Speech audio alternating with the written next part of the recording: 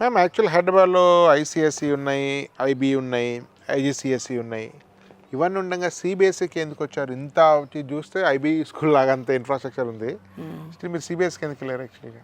అంటే ఇప్పుడు మన ఇండియన్ సిస్టమ్కి వచ్చేసి any competitive exams, any like NEET కానీ, జేఈ కానీ, all competitive exams are based on CBSE అండి.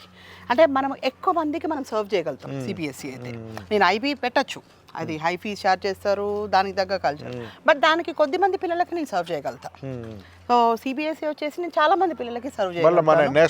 National Indian curriculum, NEET, JEE కానీ,